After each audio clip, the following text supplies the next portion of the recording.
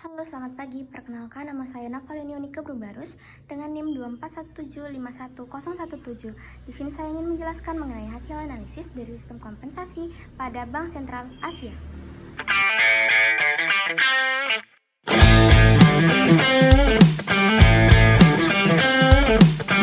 Bank Sentral Asia atau BCA mulai beroperasi pada tahun 1957, di mana yang dulunya dengan nama Bank Sentral Asia NV, yang dimana kini itu merupakan bank swasta terbesar di Indonesia yang melayani beragam segmen nasabah, baik nasabah individu maupun nasabah bisnis melalui jaringan perbankan elektronik dan kantor cabang yang menjangkau hampir ke seluruh kota besar di Indonesia.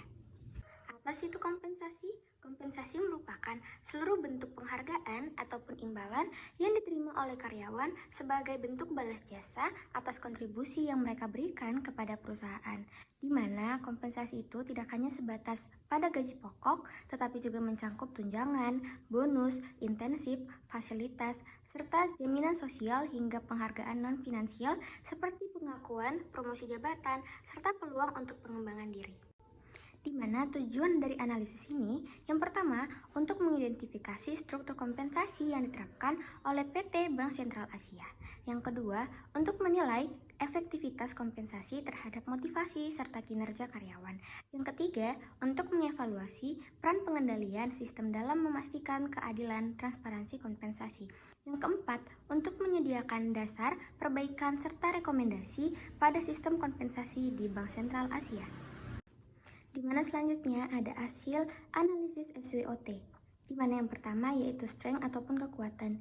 BCA memiliki sistem kompensasi yang transparan berbasis kinerja melalui penggunaan HSRI, di mana gaji dan tunjangan yang ditawarkan itu kompetitif, serta didukung dengan fasilitas kerja yang kondusif dan program pengembangan karyawan yang berkelanjutan.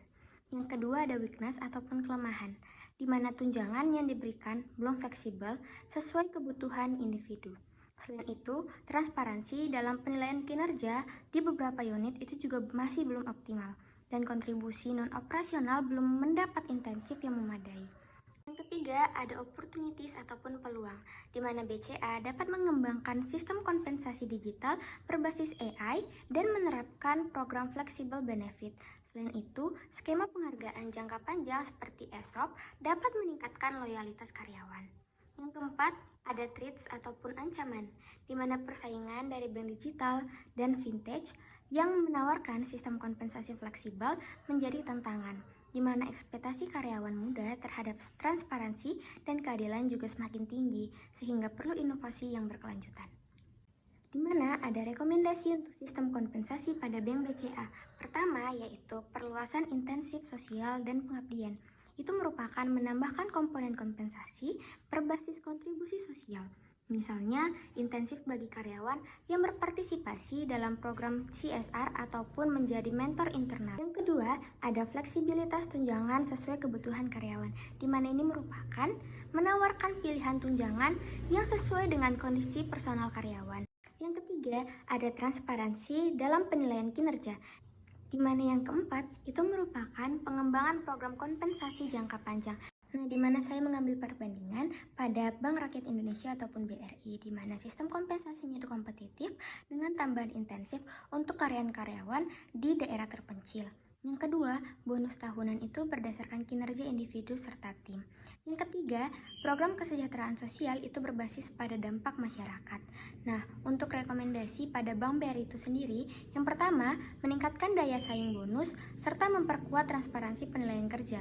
Yang kedua, memberikan jalur karir yang lebih jelas untuk karyawan yang berada di daerah terpencil.